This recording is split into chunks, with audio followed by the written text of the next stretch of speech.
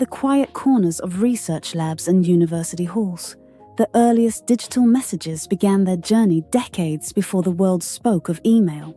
Let's rewind to the 1960s, when the desire to communicate over distance collided with the limits of existing technology. Back then, the teletype machine was the digital messenger of its time.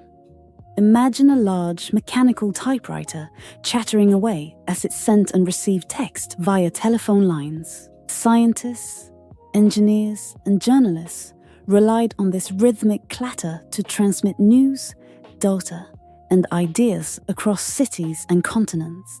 Each line of text took time. Errors meant starting over. Yet, despite its limitations, the teletype connected people in ways the telegraph never could, allowing real conversations, slow but thrilling. As computers emerged in academic institutions, another innovation appeared: the bulletin board system, or BBS. Picture a digital corkboard, accessible not by walking down a hallway, but by dialing in from your own computer over a phone line. BBS users could post notes, swap files, and discuss everything from programming tips to local politics. These systems sprang up in basements and spare bedrooms, run by volunteers known as sysops. The interfaces were cryptic. Connections dropped frequently. Still, BBS communities flourished, each one a small, self-contained world, bound by a shared passion for technology and discovery. Meanwhile, in government-funded labs, the ARPANET was weaving the foundation of the internet itself. Here, electronic messaging took a leap forward. Researchers typed send message commands into terminals, transmitting text across a network of computers. Conversations unfolded between distant colleagues as ideas flowed from one node to another. For those who experienced it, the possibility of instant remote communication felt revolutionary, even if only a handful of people could participate. But these early systems shared challenges. Messages moved slowly and were prone to errors. Security was minimal. A single misstep could mean lost information. Interfaces demanded technical expertise, limiting access to a select few. Still, the thrill of connecting, of bridging the physical gap, drove communities to experiment and adapt. Change arrived quickly. The personal computer boom of the 1980s brought new standards, new possibilities.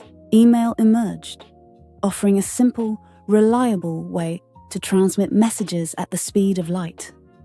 No longer did users need to master arcane commands or tolerate dropped connections. With email's arrival, the teletype, the BBS, and ARPANET messaging faded. Their communities migrated to more user-friendly platforms, leaving behind archives of conversations that mapped the growth of digital culture. Yet, the story did not end there. The spirit of those early systems lives on in the technologies we use every day. Modern instant messaging, online forums, and social media platforms all borrow from the BBS tradition of digital community. The drive to connect, to share ideas, and to build bonds across distances remains a central theme of our digital age. Even the challenges of privacy, identity, and community first surfaced in those early exchanges. Today, as we send rapid-fire texts and participate in global discussions, it's worth remembering that the path we travel was shaped by pioneers who typed into dim screens, listened to modem tones, and dreamed of a world where messages had no borders. Their legacy endures in every notification, every shared story, every digital handshake. In the end, the journey to connect is ongoing. The echoes of teletype chatter and modem buzz remind us our conversations are part of a much older tradition. A continuing story of human connection reimagined with each new technology.